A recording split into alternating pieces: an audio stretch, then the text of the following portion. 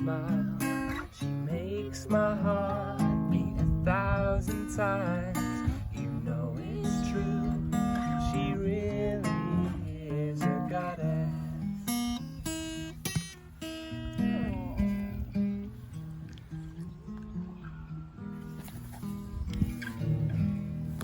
When I wake up in the morning, I lay next to a goddess. When I'm stretching and I'm yawning, a brand new day's dawning, singing glory, glory, hallelujah.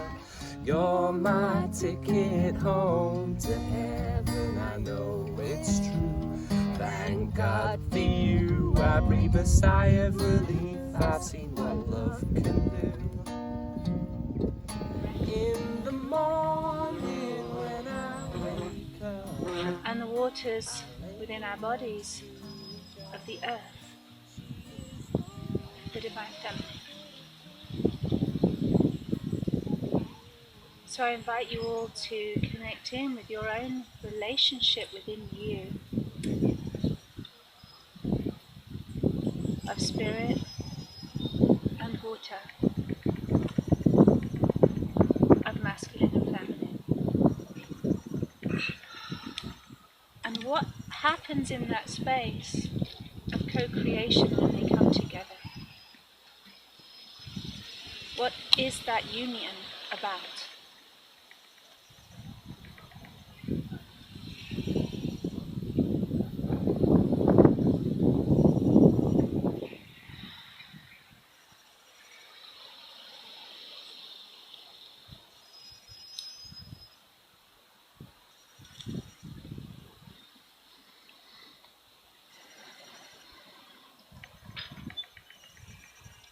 We all carry history, conditioning, persecutions of the masculine and feminine within us.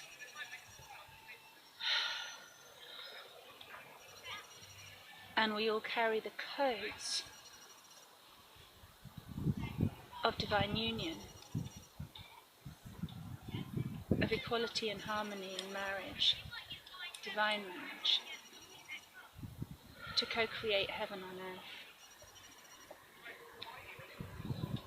And where are we sitting in that right now? In all of history that's past and all that is now becoming, where are we? What's arising?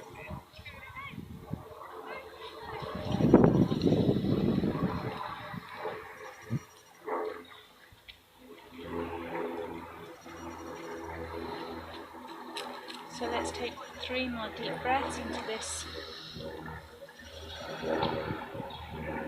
The energies within us, and then whoever feels to share, please open the space.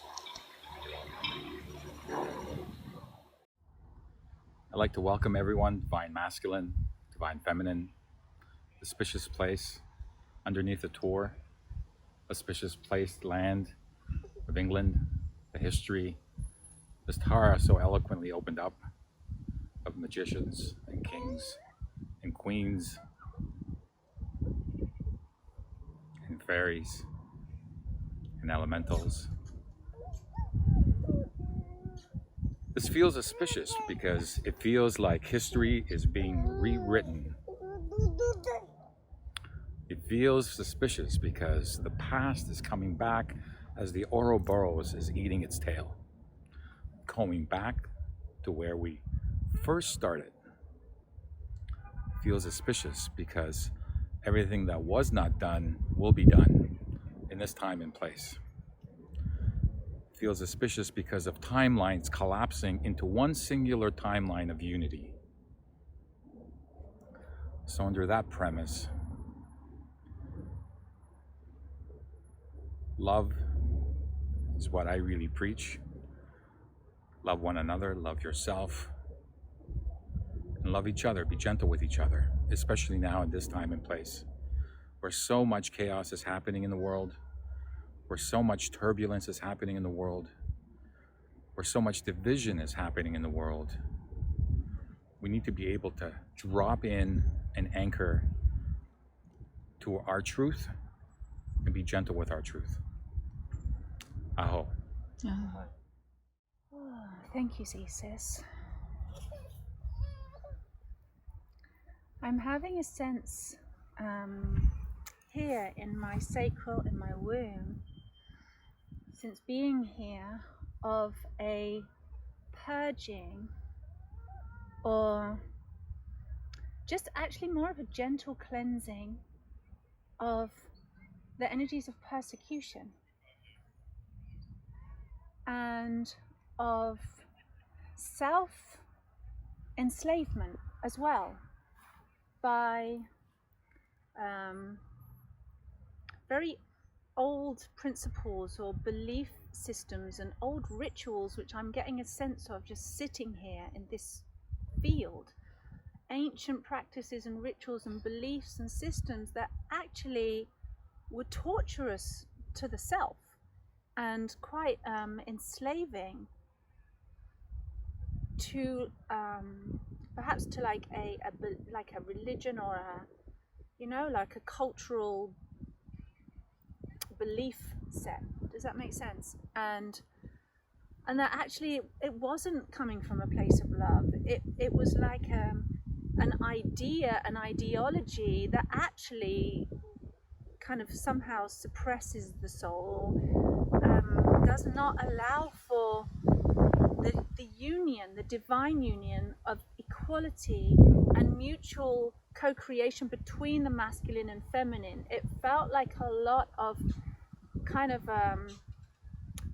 distrust, an undercurrent of distrust and kind of a secrecy and manipulation between the masculine and feminine, like a quiet competition or something in the seeking of power. And I just get that sense from being here, and I have this sense of, in my own body, I really have been called for months to the white waters here. Like Gaia herself has been speaking to me, as she has all of us in recent times, even more powerfully than usual. And just that feeling of the white waters, the spring water, the purification through the spirit of the divine feminine, to release the toxicity of what we've known so far in the collective human history to be feminine. That's what I'm experiencing in my body, and also to undo old rules about what I perceived as the masculine. So it feels very physical in my body, between my womb, my solar plexus, that power, balance, everything just being undone. And there's a lot of, humility and trust. Real and a necessity for grace, I feel, at this time, to allow that grace in, to go, I am walking into a place that's so known, so familiar, and yet not known in this physical world, not yet done in the physical. So I'm gonna take a lot of grace as my medicine whilst I'm here, and a lot of asking forgiveness for the old ways of ignorance, and just coming back home to love. Thank you. Oh, hi. Yeah, I really resonate with what Tara just shared, and it feels, it's kind of exactly what's going on for me. I can feel it, like in my sternum and in my throat. And it's like, it is a reflection of what's going on in the collective that's happening inside of me, because in my awareness, I'm wanting to create division and separation, even with people that I'm surrounded with, that I hold with like love, that I see right now. Within me, there's this mind that wants to measure myself, and that wants to try and elevate myself, and that wants to make others lower, or to make myself greater. Or sometimes there's a burning desire in me to make myself so small and so low compared to others that I hold so high. And this is what is it's the poison of this particular strand of reality.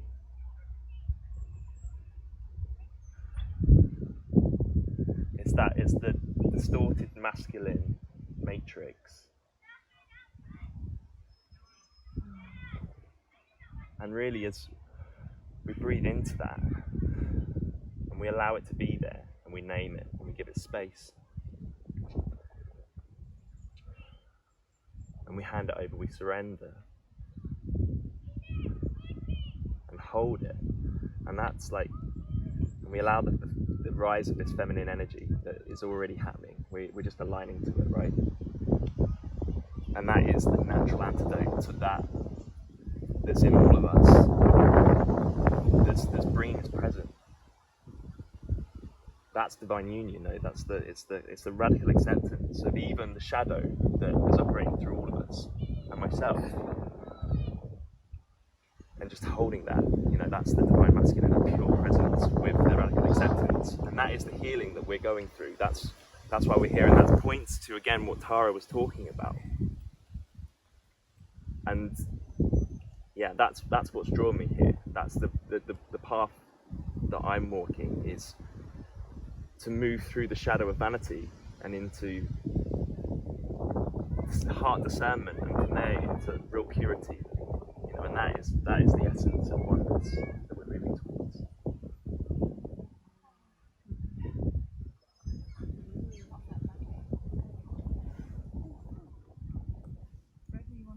Yeah. I'll see if anything comes. I missed the first.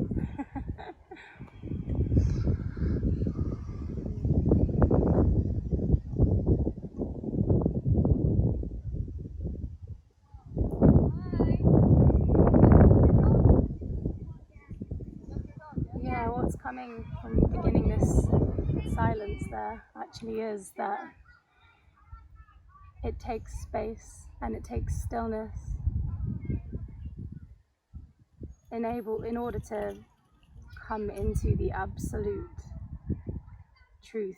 We have to find that simplicity and that purity within the stillness and the silence. And so this is a journey I'm on myself, to only be moved from that space, and to only be moved when it is moving through me. Everything I create, I allow the entity to move through me. And that's how I know when I'm creating from source and when I'm creating from ego. And so that just came through because I began speaking from silence. And yeah, I'm on a journey myself to only create when it is source speaking directly through me. And I'm so honored to come here together with all of you guys today, because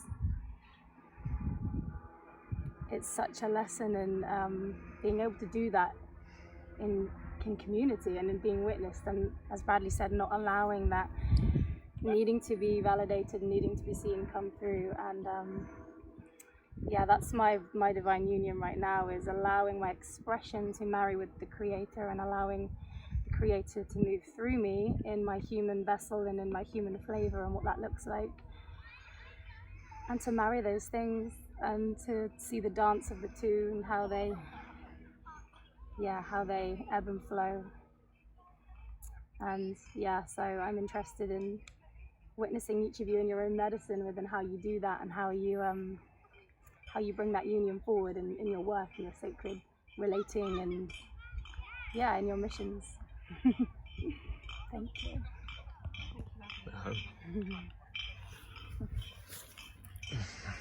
Hi everyone, I'm just so blessed to be here in this beautiful place. I love Glastonbury, Avalon. It's kind of one of my favourite places ever, and to be sat under the tor with all of this beautiful, powerful energy here. It's a real magical place, and I think it amplifies what you are. So if you come to Glastonbury and you have love and connection and compassion within you, you're going to experience that. You're going to experience the synchronicity that being in this sort of fifth dimensional portal can actually create if you're not in that energy, you might feel repelled by being in Glastonbury and by the tour. You're actually going to merge your energies with this place. And it is beautiful to be here, and I absolutely love it. But for me, one of the most powerful things is not just to be here with this land, but to be here with these beautiful soul brothers and sisters, because the amplification of the energy of the land is so profound when you have a group of people that are all of like mind. And it is amazing to be sitting around with everyone and just sort of chilling and having dinner last night and being sort of ourselves, and yet we can all move into that space where we're all opening up and we're all connected to source and to our own guidance, and we can feel that within one another. So you have this sort of mini telepathic union between everyone, and that merges with the land, and it becomes very, very profound.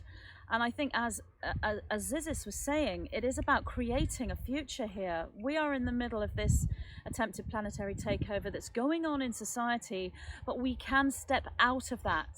We can remove ourselves from that and create these sacred spaces where that's almost as if it was long in the past. We've come into the future, we've come into Gaia, we've come into the fifth dimensional reality. We're beginning to create that now. Yes, we're aware of what's going on in society. We're aware of these new rules that are coming in, and we're aware of the stress and the suffering that that's causing everyone, but we can step out of that. We don't remove ourselves from it completely. We're aware of it, but we can step into this sacred space, which I feel is the beginning of this new reality and the creation of the fifth dimensional Gaia, these subcultures or breakaway societies or communities. We can come together, and it isn't about necessarily the physical world, it's about the energetic world we're creating when we come together like this. And it's just been beautiful and wonderful and so profound to be with everyone and make this connection, and I just feel totally blessed and honoured, and I hope that everyone watching can actually share that. I hope. Okay. So everyone, I'm really, really honoured to be with you today. I wasn't expecting it, so of course it's completely divinely aligned, so thank you for having me, joining you on the circle. I actually feel incredibly resolute at the moment, like this deep kind of wholeness inside of me, because over the last few months I've been able to anchor myself in the fifth dimension, in this frequency, in a way that I've never been able to before. Like up until this point over the last 20 years, where I've tried to and then I come out, and then I try to and then I come out, and it's like, how do I stay there? How do I stay there? I always get pulled out. But over the last few months, I've just been able to stay there, and it's partly because of this marriage of the divine feminine and masculine. And for me, that divine masculine energy has been completely 100% like trusting the life force of my kind of spirit coding, you know, of this blueprint inside of myself, and like 100% trusting it and just allowing that to literally just burst through me all the time. And then with that, then being completely open and trusting what comes to, in receiving and to receive from that place. And it's meant that normally, where I might have thoughts that come into my head, where I have fears, or I start to doubt things, or I worry about something, and normally that would throw me off. But at the moment, it just hasn't been throwing me off.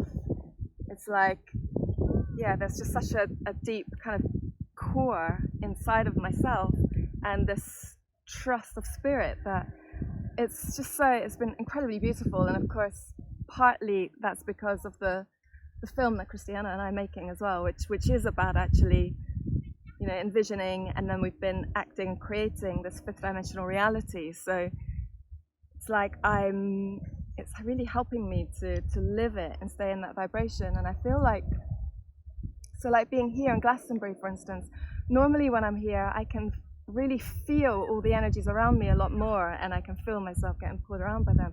And I don't feel it this time at all. It's like I'm literally in this crystal bubble and nothing else is coming in. I can only feel what's inside of this space. And I think right now for me, like this time, it's really inviting us to move beyond what it is that we know and what we've awakened to. And it's now, okay, what are we embodying? You know, moment by moment. Like, are we really, really embodying everything that we've learned? You know, we've spent lifetimes, but you know, years, the last 20 years, we're all a similar kind of, you know, age groupish, you know, just waking up and gathering all of our tools and our magic and waking up to who we are. And now it's moving beyond that stage of initiation into mastery, into really embodying it, so that we can now create this new earth, so that we can actually fully just start creating it as a new template. Thank you. Like that horizontal. Or you filming yourself? Yeah, that's it.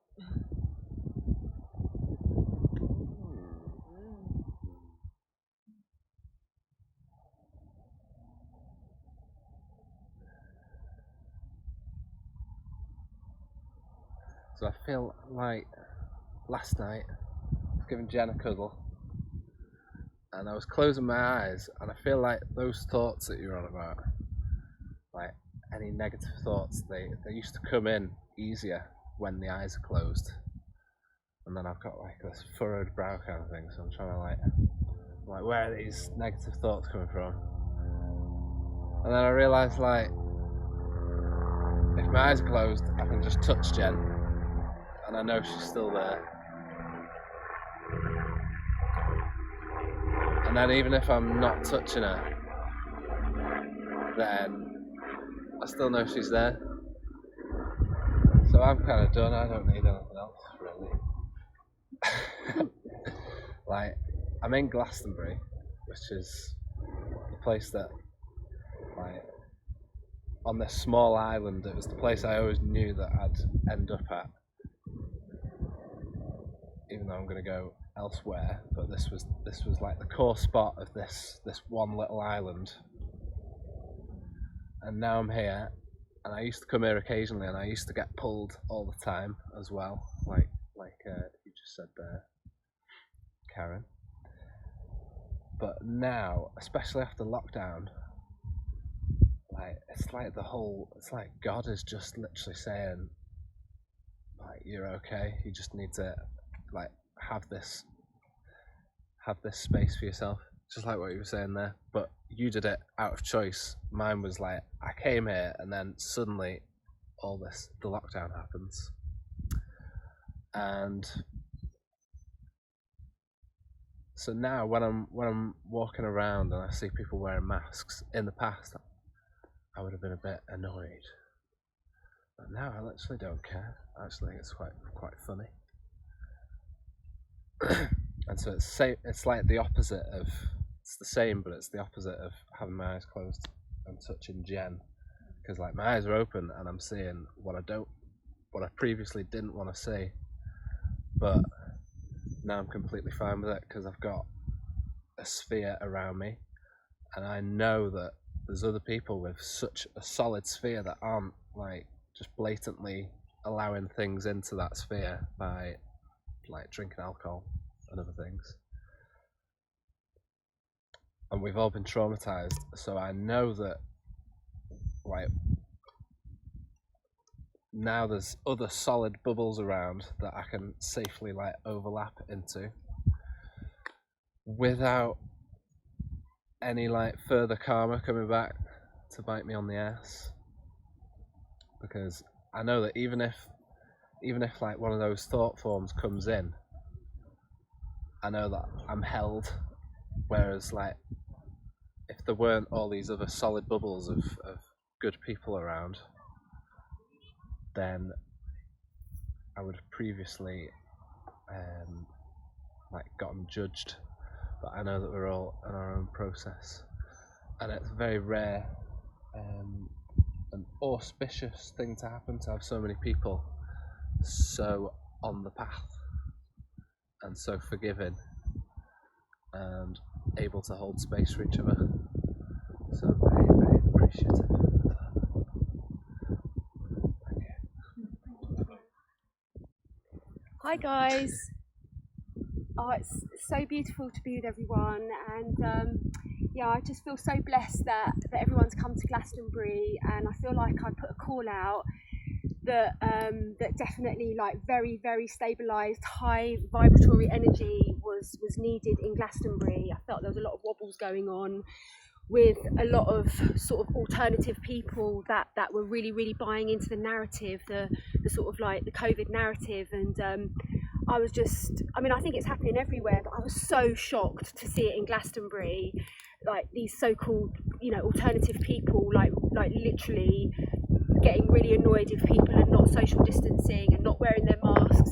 So I feel like I just put a call out for these beautiful angels to come, and so it is absolutely amazing, and I really echo what Magenta Pixie said, that like being on the land is obviously so powerful for all of us, but to really be with each other, like I just feel like we're so galactic. Like a lot of us have really activated our galactic DNA, and so it's very impactful when our souls kind of meet and merge. It literally has an effect. So last night, and I think it was from meeting you actually, Magenta, I was really, really quite activated, and just I think when you have these deep soul connections and then you finally meet in the physical, it's like it's such a high frequency coming in that your body has to then adjust, and I feel like I'm in that adjusting process, being in all of your presence, I must say. So, but I think it seems like the theme is to do with the divine masculine and feminine. It feels like we are on that subject, being as though we were the divine feminine round table, and now we've got our brothers that are joining us. So I'm obviously, like, that is my sort of speciality subject really, and but it's interesting to talk about it now that I'm in union, because when you're not in union, then there's so much. I used to get so many downloads, and I still have those downloads, but now I'm actually in physical union. It's just the grounding and the earthing in of these divine union codes, and I'm so blessed, and I'm so glad that everyone's getting to hear Liam and to meet him, because I get so many messages from people saying, we want to hear Liam talk, when's Liam going to talk? So, and I'm sure you get that about Daniel as well. So it's really wonderful, and yeah, this is the place where the Hieros Gamos was, you know, kind of like settled and stabilized in the 13th century, 12th, 13th century. It was like, this is where the priests and the priestesses would come to have the ceremony of the Hieros Gamos, and this was definitely connected to the lineage of the Grail lineage, with the Magdalene and the Yeshua codes that were left here when they went on their sojourn. So I think that people that are drawn to Glastonbury, like they have to do the work. They have to do that work of coming out of third dimensional duality consciousness to that place of the sacred merge within their own self, within their own masculine and feminine kundalini energy. And as you experience that sacred marriage, you go from being third dimensional duality consciousness to being fifth dimensional butterfly consciousness, which is symbolic of the sacred union. So, and that's what it's all about. And this place is absolutely laden with those codes that if you are open, you will get on that path to awaken. Like literally, that's what this place is all about. So, yeah, and also it's a place where your shadow self will be triggered very, very fast. So anything that you're suppressing or anything that you're, you know, not really willing to look at, when you come here, then your higher self will just, like, you know, flash it in your face. And so it takes a brave soul, I think, to come and be in Glastonbury and to, you know, to do the work here and to face one's shadow self. So, like, full kudos to everyone, and full kudos to me for living here. Oh my God. And give thanks to my divine masculine for finally showing up. And yeah, we can do this. We're doing it. We're doing it. We're doing it. So say hello, Archie Bear. Say hello. Yes. So that's my little buckets worth. So thank you very much. Well done, Thank you. Gamble woman there. Yeah. Oh, sure. Well, I just did what I normally always do, is when normally we speak when we feel to speak in our normal circles, and now we decided we're gonna just go and do the round. So I was doing what I normally do, it's just like, what shall I say, what shall I say? Oh, how will it come out? How shall I word it? Oh, I've forgotten what I was going to say. Oh, no, and the camera's nearly here. Oh, no. And that's very much a doing, controlling energy, wanting to manipulate the situation. And we're talking about feminine and masculine, and the feminine, you know, being able to receive what needs to be said. And so I was basically hoping that I could just not make anything up of what I was going to say. and see what wants to come. So, what wants to come? Well, I do know what wants to come because I'm already feeling the energy now. Is playfulness and joy has really been coming back for me in the last few weeks. Filming on location,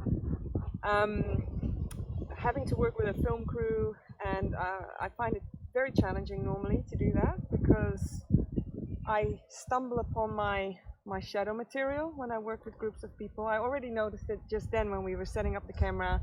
I step into this kind of quite masculine, quite sort of organizing energy, and it's quite, you know, like everyone listen now, we're setting up the camera, and blah, blah, blah. And that's kind of the energy that works with me when I'm on film sets. So I was really like starting this film thinking I'm going to become really aware of my feelings, my shadows, and everything that's coming up. I'm just going to allow it. I'm not going to give myself a hard time about it. I'm just, if it comes up, I'll even tell my crew, okay, I'm having a grumpy moment right now and it will pass. So it's nothing personal, it's just me. And as I started experimenting with my own shadows and starting to be really okay with them and really not judging me and just going, okay, it just happens to be my shadow. It was in my dad, it was in my granddad. You know, we were doing that. As I was starting to do that, this other energy started to come through. And it was the energy of self-love through joyfulness, taking the mic, being super playful, and it's been so magical, and I'm so grateful for that energy, that the allowing allows for other things to come through, and we've had so much fun. I mean, we've captured some of it on video. We've had so much fun. I was like, if this is the fifth dimension, then yeah, bring it on. You know, not the heaviness, not the carrying all this heavy luggage on our shoulders, but actually going, I'm throwing it off, and I'm starting to see this world as a playground where I can just build any castle I want, and I can do whatever I want right now. On the counter side of that is also a knowing that even though we are entering this fifth dimensional energy, and it's amazingly fun once you start allowing it, and once you start being okay about your shadows, the counter side of that is that we do still have a major cleansing to go through on the planet, a full-on hardcore cleansing. And no matter how much we're in love and you know, we're in this beautiful place, how can we not be totally in love with this moment? But I just do know, and I have been prepared for this for all my life, that there is going to be a major cleansing event still. And how to navigate between this joyful creating fifth dimension, but also knowing we're going to have to say goodbye to a lot of things around us, a lot of old stuff that's gonna go, and also not putting our roots down too much in a certain project or situation, because it might not last for that long. Because I feel the real fifth dimension really, and I mean, I spoke to a friend about this yesterday as well. He agreed that the real fifth dimensional new world build-up can only really happen after the old has crumbled properly. So, you know, as much as I would like to start a community right now and start all these beautiful gardens and etc., etc., Spirit is telling me, no, do not put strong roots down yet. Just respond. Don't initiate, but respond to the situation and navigate your way through the changes like that. So that wanted to come through, apparently. That's brilliant. I've done it! Yeah! All right. Thank you. Thank you. That was so beautiful, Chrissy. I just want to add to the shadow work, 5D, Jen, Liam, Purpose here, all beautiful. As each of you were speaking, I was feeling into the words And as Tara was talking about persecution, everything coming back and flowing, I felt, well, let me go back. There is a cleansing coming. It is getting super intense. It's getting really intense for me. I can tell you my shadow sides are triggering, and things like not being good enough, or the persecution that was coming for me in this land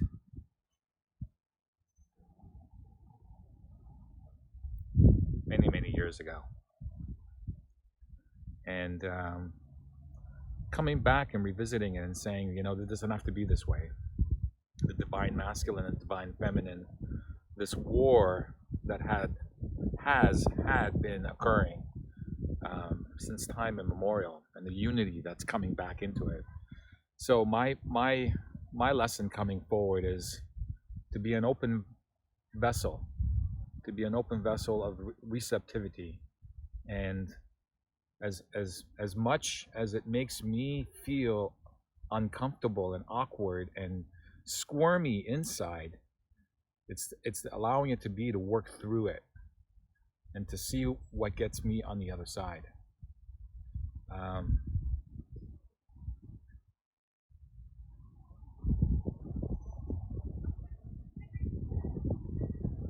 And the joy has to be part of that process. I mean, we get lost in the seriousness of what we're doing through, and Liam, just being in your presence, brother, just that joy that you bring is just incredible. We anchor in the seriousness. We get triggered as in our day-to-day.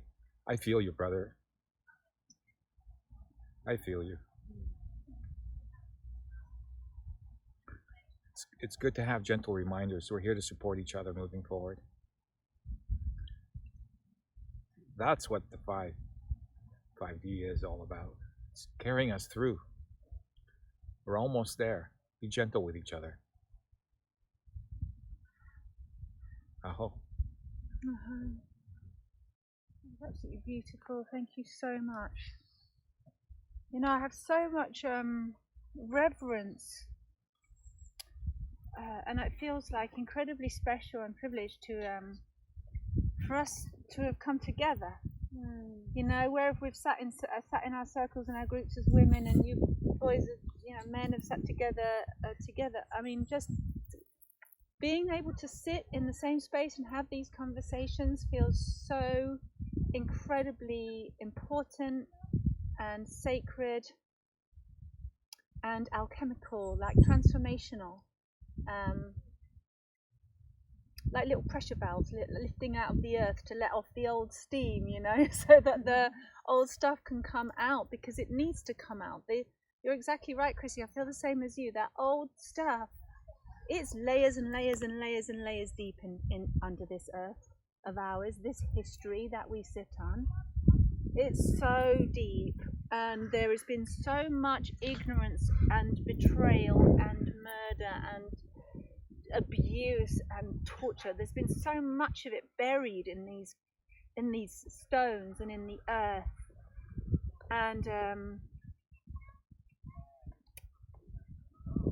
we are not superficial beings. We are incredibly deep, and on the other spectrum, that incredibly high vibration. So on that strand, on that soul string that we are, of this incredible finesse, the light, the enlightenment, the bliss, the joy, and then coming down that string into the deeper resonances of what it means to be a human being, and feeling all of that, having it move through our souls and our bodies and our emotions. It's like that purging, that cleansing has to move up all the way through the strand. It's like having the different frequencies. They're all on the one strand, and that's our soul strand. We are that string in the universe, in the harmonic of everything. And so for me, it's really important that my biggest responsibility is to bring as much consciousness and presence and absolute love to my own soul strand of all of those frequencies, and going into the deepest, darkest, yuckiest stuff, and then through to the core crystal heart of Gaia, and allowing harmony to come into all of that. And so as we come together, whether it's in conscious groups or whether it's, you know, the way that we merge and interact with one another out here in the world, masked or unmasked, we're still co-creating. And are we doing that consciously, or are we still doing it in ignorance, saying, it's not my responsibility, I've got no power, I'm not going to feel that dark shit. You know, how many years has that stuff been avoided and ignored because it's not pretty? And I feel the greatest love loves the most unlovable, to go to those dark, yucky, fucking hideous places where there has been absolute abuse of power, total misuse of sacred sexuality energies, total abuse of the innocence, the children, annihilated, you know, desecrated because of our human ignorance. And you can't create heaven on earth while that's going on underneath the surface. That's just ignorance. That's not love. That's not conscious union. That's not conscious co-creation. And so I stand for the children. I stand for innocence. And that innocence will prevail on earth. And a lot of healing and a lot of forgiving of the torture and the abuse. And I stand for that too. So I feel that, yes, we come together in our groups. Yes, we talk on all the levels. Yes, we grieve together. Yes, we heal and purge and cleanse together and forgive one another as representations of the ignorance in the masculine and the ignorance in the feminine. Because I know I've got ignorance in me where I've not fully used my sexual sacred energies without combat, if you like, with unconditional love, with unconditional receptivity. That's a new, that's new to be living that in a real way, really living it, not just from an idealistic, but really living it. And so for us men and women, masculines and feminines, I feel like the purging of our sacral and our sexual energy right now, and the bringing the real, and bringing that unconditional love into fully embodying it, you know, fully acting towards one another sexually with that absolute unconditional love, and healing the sacrifice, the persecution, the torture, all of that within ourselves and together. When we come together, it's really, really, really powerful, I feel. And you know, starts here, and then in our couples, in our groups, and then in the wider community, as we can begin to really learn conscious co-creation and conscious unity and protect that innocence. Beautiful, Tara.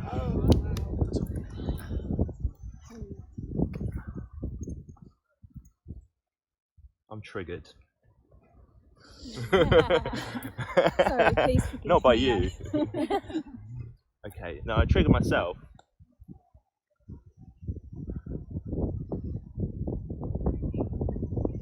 And it's sort of, it's again, it comes back to what I was talking about earlier. And actually, it was something that Liam said that sparked the trigger. Okay, because like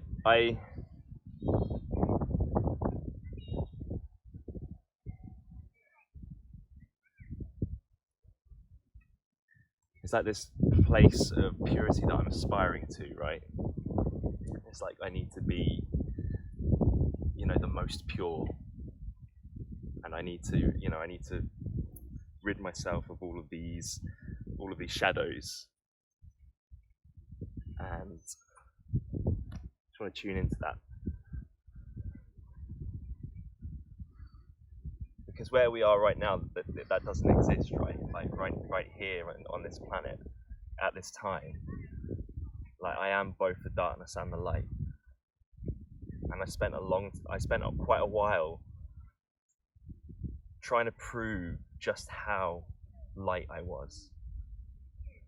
You know, this shiny representation of myself, so that everyone would see me as this shiny guy.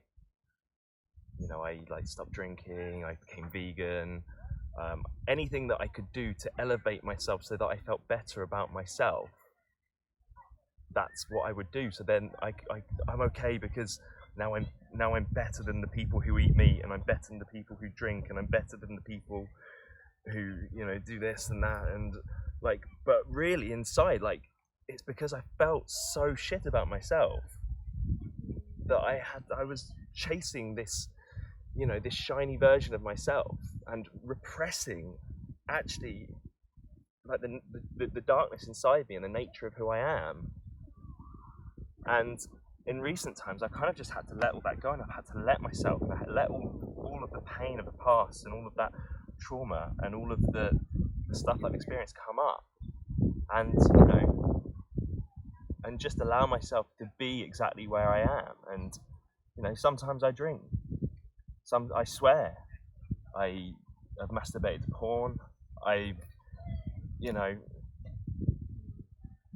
taken drugs, I've, you know, all of the things that are bad and wrong I've done.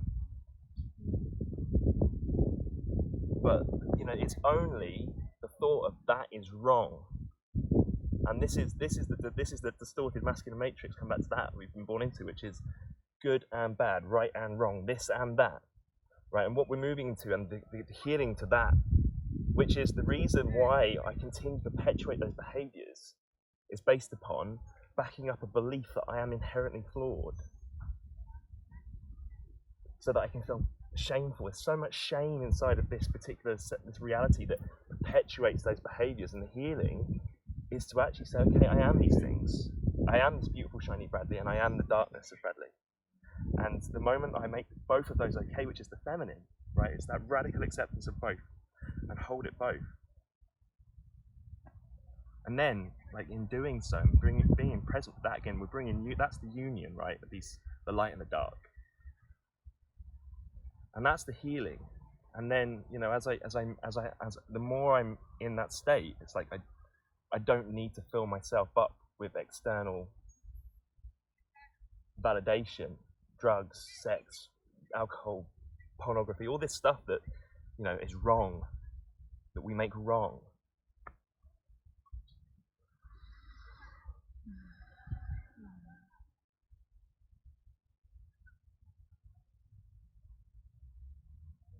And by the way, brother, I'm not making you wrong. Yeah, okay, good.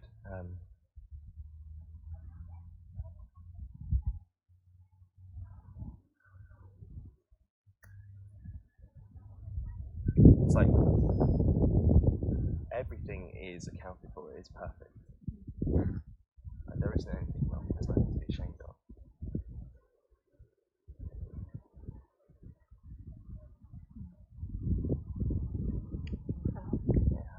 Oh. Thank you. You want to hold it right now?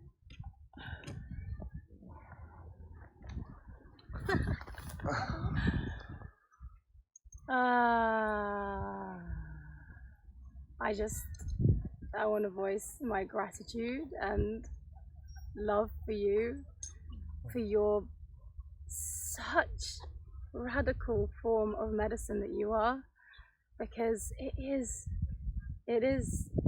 triggering. The journey into the truth of 5D that we are, whilst navigating it here in 3D bodies, we can't bypass. To bypass would be the distorted matrix, the distorted masculine, and we have to.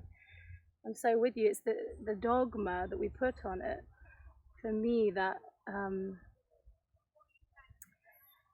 prevents the true alignment in the moment. That can only be in the moment, and to focus too much for me, when I focus too much on trying to attain and reach a certain level of 5D purity, for me, things collapse around me, and I have to come back to radical acceptance of where I am.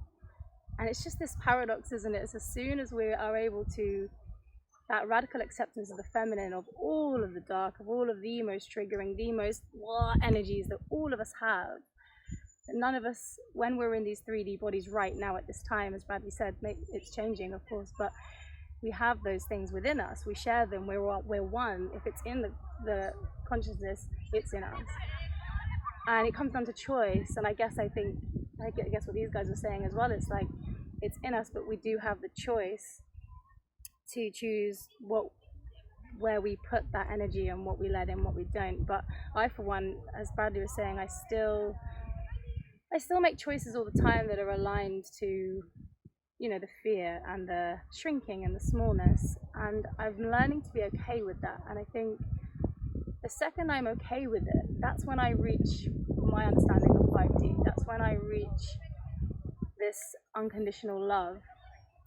And it's the dogma. For me, it's the dogma and the making it wrong that really does allow those behaviors to perpetuate.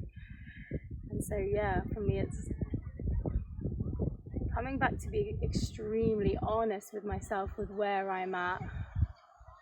Really loving my inner child in all of the times when she doesn't want to be spiritual, doesn't want to do this, doesn't want to do that, wants to chase validation, all of these things, and loving her and holding her hand and knowing that too is God, that the darkness is God, that the divine feminine cannot exist, the divine masculine and the 5D cannot exist without 3D, without the darkness and the triggers. And that was a really big turning point for me. I experienced healing a 21 centimeter tumor in my chest vanishing, and honestly, the moment that I was able to do that, it wasn't until I went on the journey through all of my darkness and triggers, and it wasn't until I suddenly realized that too was God, that the ugliest, worst things that I hated about myself was God.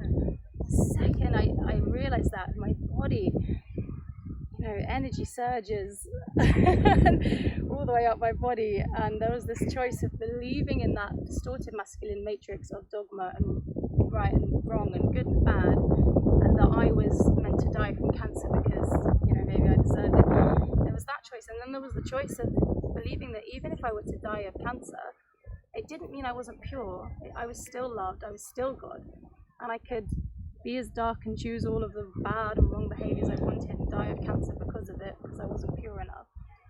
But that would still be God. And the second I realized that, I was like, oh, okay, so I'm going to choose to live. I'm going to choose to have all of these things and realize that I'm still God and I'm still beautiful.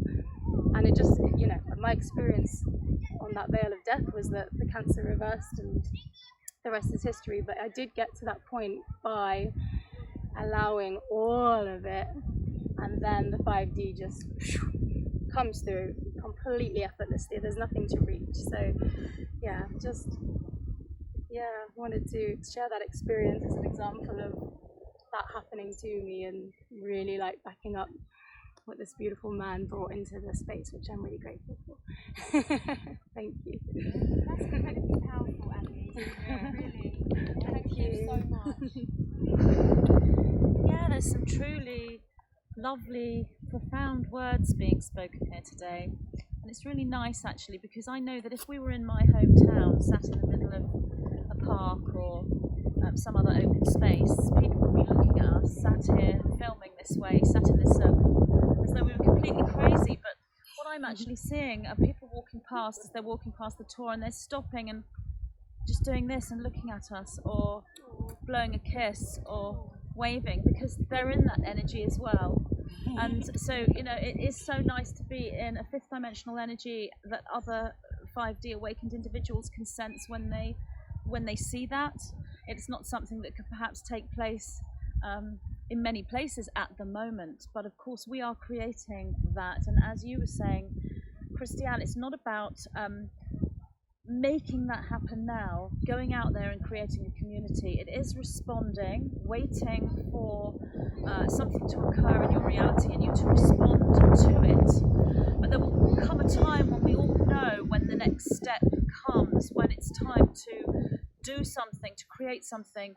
We are being led through this. That's what it means to navigate through this. We're being led in the moment through this, because in the fifth dimension there is no past, present or future. It's not like, what shall I do next week? What shall I do next next month. It's all in the now moment. Everything is occurring in the now moment. And the divine masculine and feminine energies coming together sort of mirror that, because how they've been in the past, or how they are in our current society outside of 5D, they are in polarity, as everyone has been saying. The masculine and the feminine are in polarity. Much as they want to connect with one another, there seems to be a barrier to their ability to connect in the third dimension in the current society.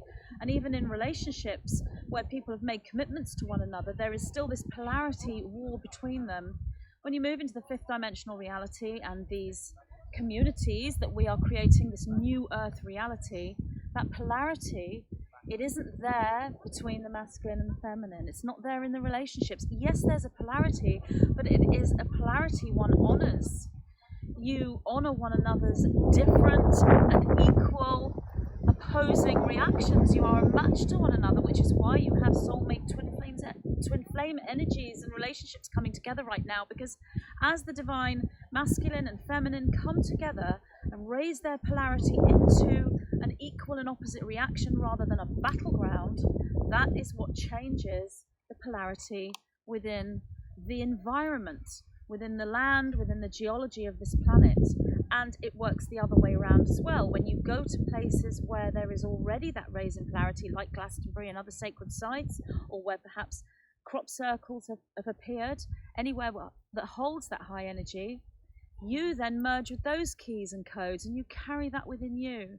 So it is really beautiful to be in this energy. It isn't about running away, though. It's not about thinking, I need to get out of society, I need to pack my car and just drive and find a community. That may come, it may be that is how it works out, but I think it's more about honoring and understanding society, and as others have said, this huge cleanse that is coming, this huge upheaval and collapse of the old system.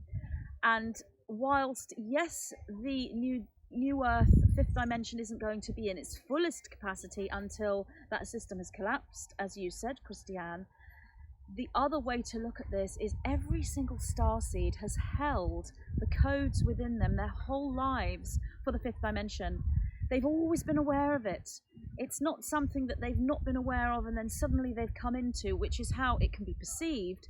When you're in that fifth dimensional energy, new earth energy, you look back and think, oh yes, I have always held this. I have always had this within me.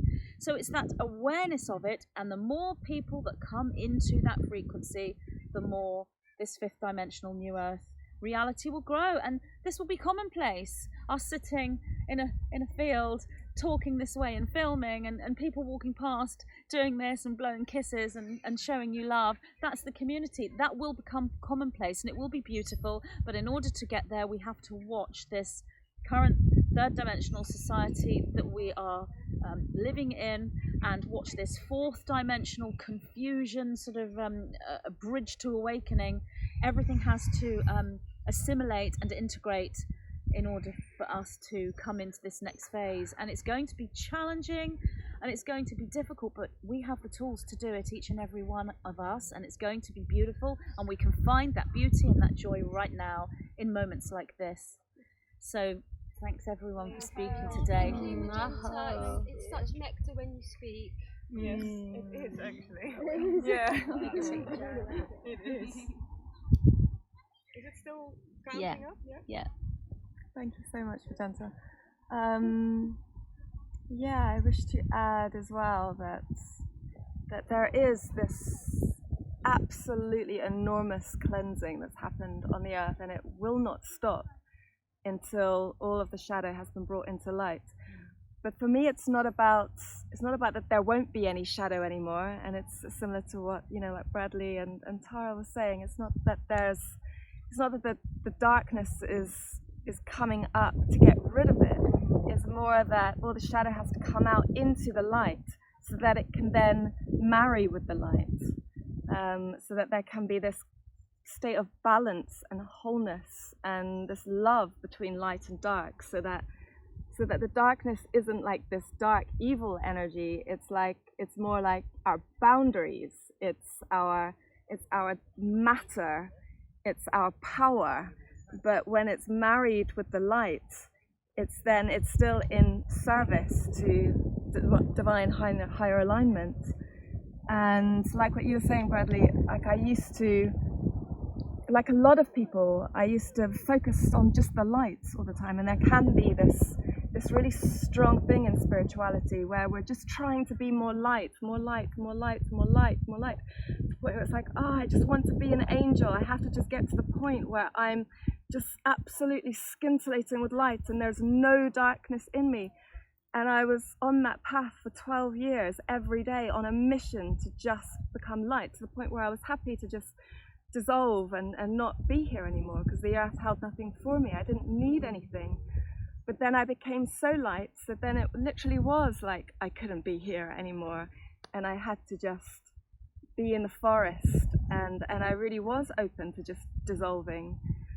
But that's not what Spirit had in store for me, and that's not what I came here for. And so then once I reached this certain level, then it was like Spirit was like, okay, here we go, and like just descended into me. And I realized that, no, I'm here to be of service, and I have to have an identity. I have to have a self. I can't just be no self. There's only Spirit. I don't exist. I had to have a personality. I had to have an identity. I had to have a self. I had to be in my body, and I had to embrace my shadow. And I completely own my shadow now, and I enjoy it, and I love letting her out because she comes out in a way that is fun, you know, and it's like, and she's not separate from the light Karen. It means that, you know, she's not doing bad things really. she's just having a bit of fun, maybe slightly bad sometimes. And so there's just this state of wholeness, and that means that now I can actually do what I'm here to do and be who I'm here to be. Whereas before, when I was just trying to be light, you know, people could walk all over me. I wasn't setting boundaries. I wasn't making the right choices. Because half of me was in denial. So it just makes life so much easier when you realize that you're not actually just trying to get rid of your shadow. And then, you know, then when you actually have this proper balance of shadow and light, heaven and earth, masculine and feminine, and all that merges together, it then births the divine child. It's this sort of state within you then that can feel again that abundance and innocence and wonder and awe, and just trust that Spirit and Mother Earth will give you everything that you need, so long as you're just coming from that place. You can just trust it, and that's just it's so simple then and natural. You can just be who you are, and you don't need things anymore. So like you can give up on, or I've been able to give up on even expecting everybody to like me or approve of me. I mean, I definitely have not got to that stage yet. You know, I still feel that. I still go into people-pleasing tendencies and get hurt when I feel like people misunderstand me and don't love me for who I am. But it's getting less and less. So I'm training myself now to actually, you know, not expect anyone to get me, not need it from them, not want it from them.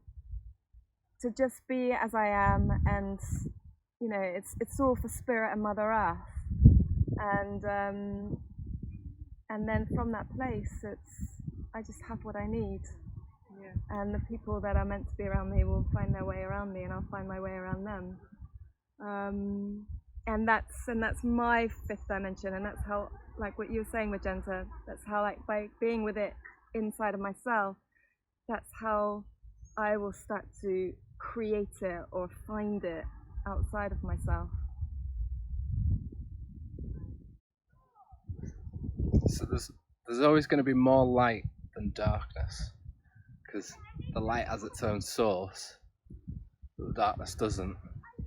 So it's like the sun is the source of the light, and then it's only because things block off things from the sun that then the shadow's created. So like our only goal really is to, in ourselves, is to have more light than darkness.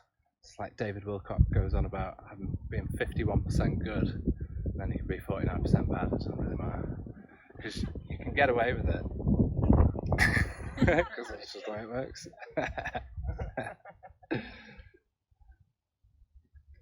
But then obviously there's loads of people that are just like totally tipping the scales the other way. And like they do have things to like worry about now because God's wrath is like coming down. It's clear, isn't it? So people do need to start stepping up a little bit. And I feel like people like us who have preempted this event and have worked on ourselves for like many years, we can just enjoy it now. And there's still going to be little wobbles that come, but they're not like they used to be. And like I think we're all pretty stabilized in fifth dimensional consciousness. And last night I was like I was buzzing about meeting everybody, and I couldn't sleep. I just kept having loads of downloads, and I had this one very cool one where I thought of an event. I got knocked out for no reason, and I thought if I'd have just like not been drinking alcohol back then, and if I had something else, which basically just oil, weed oil, if I'd have known about it and I'd have had a source, then so many of the very worst things that happened in my life wouldn't have happened. And I know in myself that back then, if somebody had come along and told me, like, here's some organic weed oil, you need to stop drinking and just take this, I know that I would have done it. And nothing could ever convince me otherwise. So because I know that, I can now go back in time in my own consciousness and give that little boy, like younger version of myself, I can tell him. Like I don't know how it's gonna end up being corrected on a third dimensional level, but I know I can do that. I know I can go back there and put like certain events in motion so that all those really terrible events didn't end up happening. If I was somebody that like would have just said no, I'm okay drinking and I don't want your oil, then I wouldn't be able to do that because there'd be resistance. But that's how easy it is to like correct all these little bad things that happened in our lives, and you can do it. Eventually we're going to do it for everything, every like instance. Now that we're older, we're gonna look back and it'll be really simple. We'll find the tools that we need to send back there to correct certain situations, and that's our process now. We don't need to worry because it's a level playing field now. In the past, like it was like tipped up. We were like down at the bottom of the hill on a 90 degrees playing field, and it was impossible. But now we've got the tools because we've got each other. We're in the right place at the right time, and things really are changing. That any people who have really worked hard on themselves can just enjoy life now. Like we're done. The sheep will still have a little bit of work to do, and it might be tough seeing people who've been conforming all their lives. Like that's our only real battle is seeing how tough it's going to be for them now. But as long as we know that like they made those choices knowing that they were going to get to the same place we're at now, because you know you can get away with it. Like we all laughed when I said about the 49% darkness, because we know we can get away with being a bit dark. But yeah, that's my little tuppence. Thank you. Yeah, when you said that about the 49%, I was like, no, we're not meant to be 49% dark. Like, so, yeah, I feel like, I don't know, for myself, I feel like the reason how I've got to this level of like stabilising in fifth dimensional consciousness is due to the shadow work that I've done and I've devoted the last 20 years to you know, to understanding that, you know, we've all got a shadow. We've all incarnated into a third dimensional hell matrix, and we all have PTSD on some level, and we've all been riddled with false programming from our ancestry. So of course there's a lot of like shadow issues that come up for all of us, and for myself, I have really embraced that, and I was shown that like our evolutionary journey is a little bit like a game of Pac-Man. And so you're on a certain level, and then you're like eating all the balls or whatever, and then you'll come to a little bit where there's like a gold star or something, and then the gold star is the shadow. And it's like you have to face it. You have to actually literally face your shadow. Instead of running from your shadow, you have to face it, you have to meet it, and ultimately you have to embrace it. And for me, it's like a case of standing under it. I've really learned how to stand underneath my shadow, and to understand that it is the most wounded, traumatized part of myself. And so what it needs is validation, what it needs is to be heard. Ultimately, for it to stop being a shadow, it just needs to be heard. So like back to that Pac-Man analogy, what I was shown was that every time I get triggered by a shadow issue, it's like an opportunity of a gold star, a gold coin on the level. And if I go there and I face it and I do that work, I'll just go up to the next level. You know, and it's just like you just transcend sort of like dimensional realities. So I'm like all for shadow work. It literally is the fast track to your ascension, and we have to understand like it's not personal. Like we don't personally have all these issues. It's so much due to our ancestry and the programming that our parents have and our grandparents have had to sort of be subjected to. So I think it's really important to face your shadow work with that spirit of that it's not really personal, like it's something within the collective. And then even when you've spent 20 years, as I have, working, like doing shadow work, there's still other stuff, because there's collective shadow stuff that you're then clearing. So it's a never-ending journey, really. But I would highly recommend it to everybody. And if you want to really fast track your ascension trajectory, then really be appreciative of the times that you're triggered, because every time you're triggered, your higher self is showing you a place where you're not whole, a place where you've got programming to clear, a place of darkness where the light needs to go.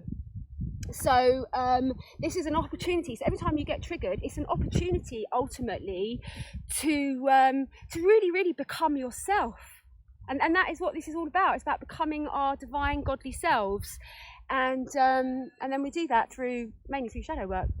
And I just want to say a little bit about fifth dimensional consciousness. What I've learned about fifth dimensional consciousness is that it really is the 0 point, and it is the place where all timelines converge. So when you have like arrived at fifth dimensional consciousness, there's no past, present and future per se, because all of those timelines are operating concurrently within the present moment. And so it's very important for us to have that as a goal, to attain fifth dimensional consciousness, because when we arrive there, we realize we access our avatar consciousness. And when we activate and access our avatar consciousness, we understand that we have the potential to recorrect all timelines. Timelines are just based upon intention and experiences, but you can change that. This is the power of our individual consciousness. We're so powerful. So a lot of the work that I do is particularly working with the Atlantis timeline, when the twin flames split. It's like the original split with the twin flames. And so a lot of the work that I do is about going back to the time of Atlantis and actually recorrecting that timeline so that the masculine didn't get lured off to war. And I just think it's really important for us to know that nothing is ever fixed. Like, we all have a future self. We have a future self in the future now, and we are the future self of many aspects of ourself. And so when we're working with the consciousness of our future self, we can go and correct anything, absolutely anything, any trauma on a personal and a collective level. And that has been my direct experience. And I've had amazing experiences of healing people of their long-term relationship issues purely by just addressing and recorrecting the Atlantis timeline. So I think it's really, really important that we always stay empowered and we really accept and embrace our triggers. This is an opportunity for us to actually become ourselves, and this is what we signed up for. Whether you're aware of it or not, we signed up to be our divine self, devoid of all the programming, devoid of all the illusion, devoid of all the projections and nonsense. We are here just to be our unadulterated divine self. And so every time we get triggered, it is an opportunity for us to actually face that and become that. So there you go. Boom shakalaka. Very, very, very powerful. You're welcome. Don't hold it, babes. What you said about once you've cleared a lot of your own stuff, it's not the end, because then you can start clearing a bigger circle and a bigger circle and a family circle. And so last night I had a dream that I was experiencing situations and emotions that I normally don't experience in my daily life. At one point I was crying in my dream, and I was going to everyone going, oh my God, can I just have 1 minute just by myself when I'm not surrounded by everyone? Well, that's not my life at all, because in my life I'm single, I don't have kids, I've got lots of time for myself, so that wasn't me, but I felt the total emotion of it. Same with a lover that was there, you know, he wasn't my lover, I didn't know him, but I was feeling the struggle in our relationship, and it was really doing my head in, and it was like, oh, this is weighing heavy on me, and I was feeling all that. And this morning I was like, wow, all these situations had nothing to do with my life, but I clearly had to go through the emotions and acknowledgement of the emotions to clear something which wasn't related to us. And I think it's very important that you said that it's not always related directly to us, but we are in service to clearing whatever needs to be cleared, and we can enter spaces that have majorly stagnant energy, which can be a hotel, for instance, or somebody's house or whatever. And you will find that as soon as you lie in the bed of this hotel or this place, the stagnant energy is looking for a way of moving again, and will find the vessel of a person that is present, because then it can be giving the awareness that it requires to be coming to the surface. And so, you know, you can sometimes get cluttered with that as well, where it happens too much and you don't have enough of your own stuff to do anymore. So I think it can be good to have the right tools in place, that sometimes you might want to do it, sometimes you might not want to do this clearing. However, something that came up for me, there's a lot going on around me, so I'm getting a little bit distracted, sorry. Huh? Yeah. Something that I do want to bring up that has been really coming up, especially yesterday when I walked up to the tour. There was this group of women, and they were very much like talking really loud and going like, "Hey, darling, you want your next joint?" and stuff like that. And it was really, you know, "I'm gonna play my drum now." She was standing there like going to play a drum, smoking a joint, and I was like, "Wow, okay, so." We're talking about shadows. We're talking about becoming aware of shadows, and clearing them. But I've seen a pattern in people that are drinking more than average, smoking more pot than average, and are regular class A drug users. You know, I'm not against it. I have no judgment over anyone doing it, and I've done it myself as well. You know, a few times in my life, but. What I have noticed with some people, and there's many exceptions to the rule, so please, whoever watches this, don't feel like I'm talking to you. I've just noticed that a lot of people around me that are regularly using Class A for experiences of, you know, becoming more aware or more open-minded, that it actually is doing the opposite.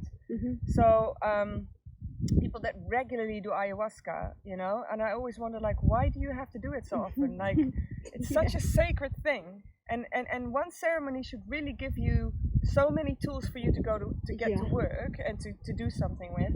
And then I you know, I see somebody going through something and I go, oh, it's all good because in 2 weeks' time I've got another ayahuasca ceremony, you know, or oh yeah, we're doing mushrooms again because this and this has come up and we want to explore that with mushrooms, and etc. etc. And yes, these tools can be amazing. They can really assist. But I'm noticing with lots of people in the alternative scene that it's become a complete reliance on all of this, and I'm finding it hard to be around these people, and not everyone, but often, because they have gone through a ceremony and they're all like totally enlightened and totally in tune, and they have all the time in the world to be present, and then it kind of wears off and they go back in the shadow, and I'm like, wow, I thought you had like done a major thing around the shadow, and it's like back, and it's not only just back, it's like come back with a vengeance, you know. And I've recently had to leave the house that I was living in, kindly part because there was such a contrast between those two stages, and I was like, wow, I'm either really good in your company, or I'm walking on eggshells because you're like back in your shadow. So yeah, I'm not sure why I'm saying this, but I do feel really strongly to bring up to when you're working with your shadow, to really ask yourself is, why do you need so many substances to work with this, when our vessel is, the design of our vessel is so perfectly done that it can handle having the full-blown proportion of the spirit coming into the vessel. And yes, we do have traumas, and yes, they get lodged in the body, but I do really believe that the ayahuasca, the things like that, can be a beautiful tool, but not overly used, and to really fully start having trust in the intelligence of the full design of who we are, the body, even the mind, the way the emotions flow through the body. It can do this without this, and I really feel strongly that while we're going through this transition, for people to become really aware of, don't forget, go back to that knowing that you have everything it takes to get through this process without all your substances. Yeah. Thank you. So just to say that today is August the 3rd, and the Nine told me that we are entering into the Lionsgate portal on the 3rd of August. So this moves through the next few days and spikes on the 8th of August, the 8/8, which is the Lionsgate, and then sort of comes back down again and closes around the 12th. But it doesn't really close, because around the 12th into the 13th there is a Stargate opening. This is a physical portal opening over Egypt on our planet, opening around Egypt but affecting the whole world. And this is metaphoric for the Syrian alignment with the sun, but it's also a physical energy. So today we are moving into that on the 3rd of August, the 3rd through to the 12th, with the Stargate opening on the 13th. So these few days, the 3rd to the 13th, are really profound and powerful and present a Syrian solar energy. So I just thought I'd like to say that. Okay, thank you for watching, everyone. This amazing Divine Feminine Roundtable in Glastonbury. It's just phenomenal. I hope that we can capture the energy some way, somehow. I just wanted to make a small correction. So we're not in full moon Leo, we're in full moon Aquarius at the moment. See you next time online. Bye, guys.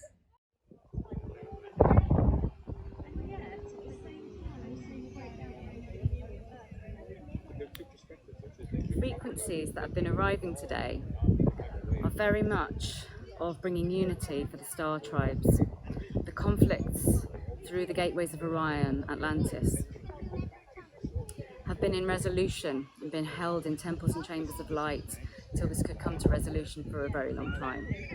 And it is a great celebration today that many of these energies have been in space-time in absolute balance to come to fruition, to have harmony within the interdimensional fields, within Gaia and the other realms and dimensions of life. So this energy now, the frequencies that have been here on the tour, Glastonbury, the Avalon, keys and codes of the resurrection of the Christed energy of mankind, are now able to flourish in a way that has not been viable before. Humanity has very much been in separation of conflict of ideology, perception. So there's been an absence of grace and an understanding of the concept of grace due to the filters within the mental body of humanity and the perceptions and the projections of either lesser or more than others, or frequencies that mean that one feels they are not able to share their gifts of compassion and humility, for there is not the space in this realm and on this planet for them to thrive and survive. So the limits of this has been removed now through the heart chakra of Gaia in the interdimensional fields of love. And these interdimensional fields of love are very much now singing loud and clear the violet fire of transmutation and creation. So as this gathering has been taken place here on the tour, this gathering that's taken place here on the tour has brought many, many gifts. This broadcast that has happened with Magenta, Pixie and friends, all of you guardians of Gaia, bringing through the Christ keys and codes of resurrection. So this information comes via the heart of Gaia and the interdimensional guardians, the regal beings that hold the pristine, holy blueprint of Christed energy within the human heart. It's a very, very sanctified place within the human heart, and it has been very difficult for humans to touch this sanctified space because of the level of projection, holographic information, intervention, which has been laid on top of their heart chakras and their third eye. The root chakra has also been blessed, consecrated, and is releasing much of its density within the human energy system in the human heart. So as this energy now is releasing from the higher octaves of interference, projection, holographic structures and man-made information which is not based of love, that has been literally veiling much of humanity from being able to see the truth of what's really going on. Now this is being worked on with the interdimensional beings and the aspects within life itself, and creator and source itself is bringing through much dispensations to allow these frequencies now to be felt and touched within the human form, which is the body, the temple of the truth, the temple of the being, of the soul, the house.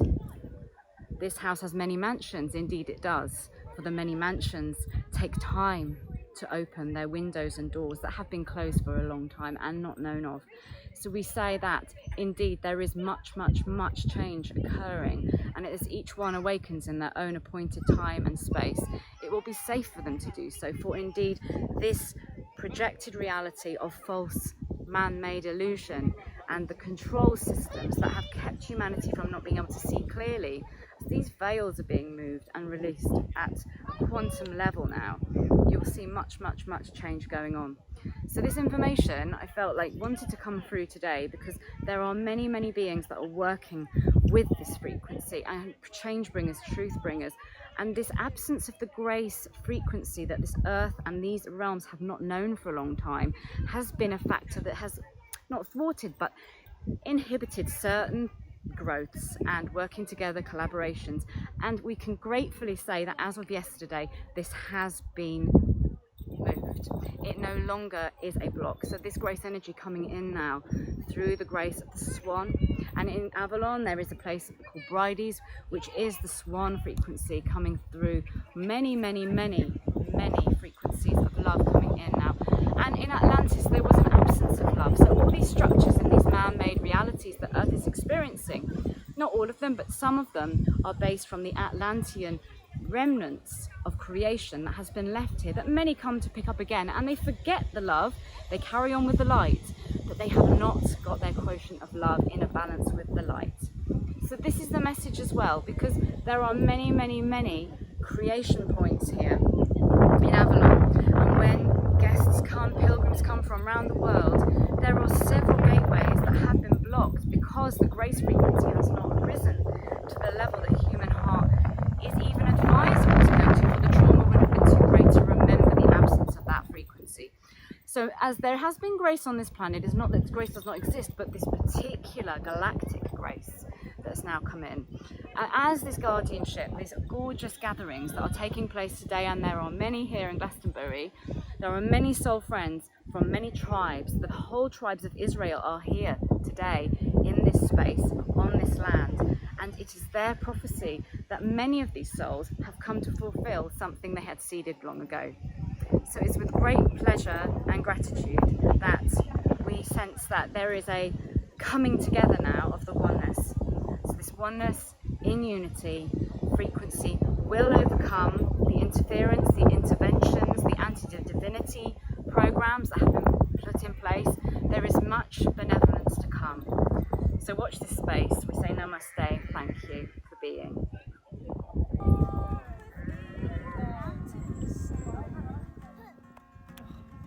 Towards our dreams as we dance beyond the tender space in between.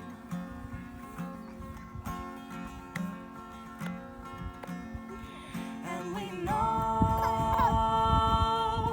the horizon is our home.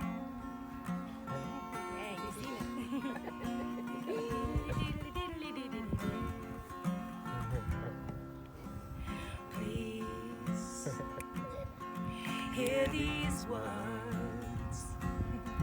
I have chosen now to fill my life with you. Follow me as we learn to love the people we're becoming.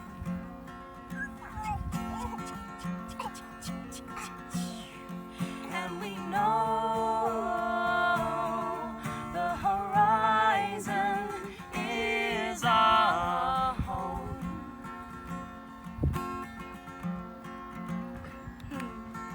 And we know home is calling.